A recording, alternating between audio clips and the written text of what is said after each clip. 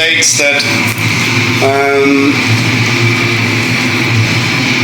no matter whatever you try and do, a greater man has failed doing the same thing, essentially. It's a sort of some people didn't really understand the last title, so I tried to make something a bit more snappy and catchy. The long, complicated answer is about, I was watching and reading about the Chicago World Fair in 1896, and the concept that they built a city within a city that was dedicated to the next 100 years of progress. So then I moved that concept 100 years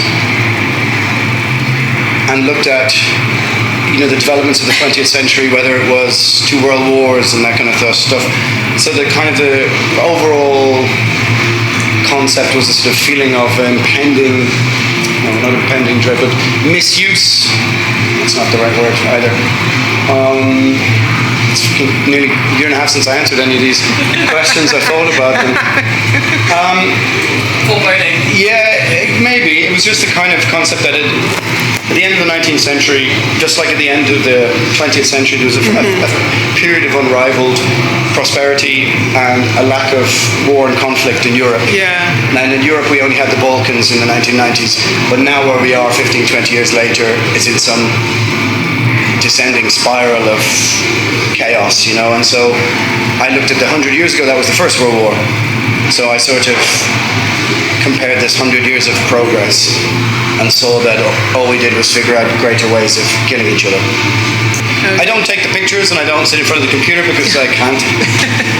I don't have the attention span for that. But the photo, what I did want is a photograph on the cover of the new album. So it's a photo from a cemetery in Bucharest. Oh.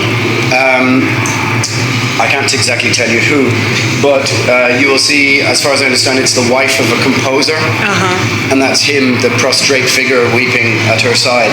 So I thought it was interesting to kind of subvert the usual maleness of heavy metal covers by placing the woman in the picture as the fallen heroine or something like this, And also I just wanted something that looked a bit like an old Dead Can Dance cover.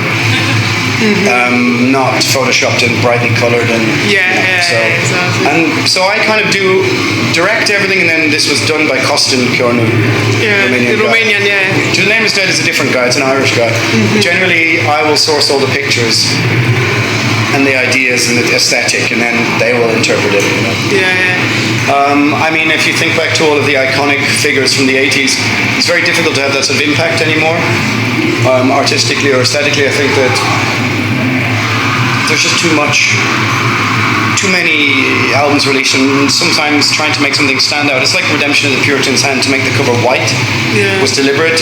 Some people went, I don't like the white cover, but if it had been black, it would have been like every other cover. So just, everyone wants to over Photoshop everything and overplay everything, and and I'm not. I want to make things stark and simple, and also I'm quite influenced by neo-folk, martial, industrial music aesthetically, so that's kind of important, Yeah, but not really paganism, to be honest. I mean, there's an element of pre-Christianity in it, but the common misconception about Primordial is that it's Celtic. Yeah. But I don't really believe in the concept of the Celts. I think it's a sort of Calvinist myth anyway. But no, Primordial is not fantastical, it's not romantic, it's not based in things that happened, to heroic warriors 1,000 years ago who didn't really exist.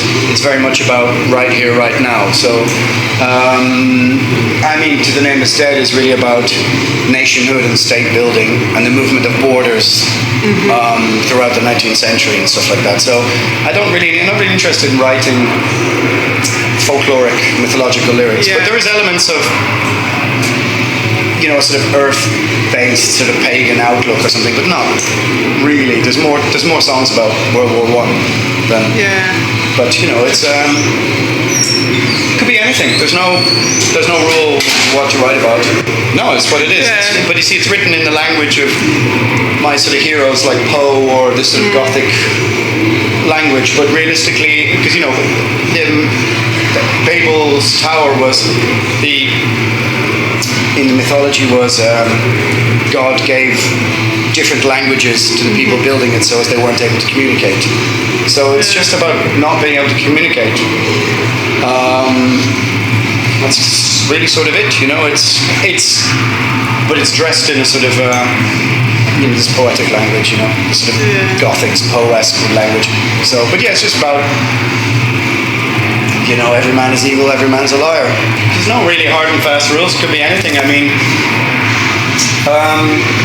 a trip to an inspiring city, an evening, staying up all night talking shit with a challenging, inspiring friend. It could be something somebody gives me and goes, hey, you've got to read this. It could be, there's no particular thing, I mean, sometimes the most mundane things can inspire you as well. Like Gallows Hymn is just about every year you play festivals and you meet the same people only at festivals and everyone just gets a little bit older.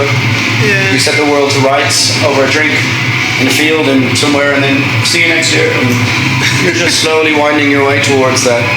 Just the same things from when I was a kid. It was Bruce Dickinson and Bon Scott and a bit of Ozzy, wanting to be a bit like Dio, but also Tom Dwyer into Pandemonium, Leaf Ealing and Nemesis, Candlemass. That was the singing. They kind of made me want to sing along. James Hetfield singing along to Megadeth, and that's wanting to have the voice as not only just as a noise, never really interested me. So even in the rehearsals from 91 and 92, there's clean singing. It's shit, but it's clean singing, So you kind of always wanted to add that into it, A lot of it was, things like the Monumentum demo, Into the Pandemonium by Celtic Frost, Mesmerized and all that kind of stuff. Yeah. So that's good. I have Dread Sovereign, the doom band where I play the bass and sing.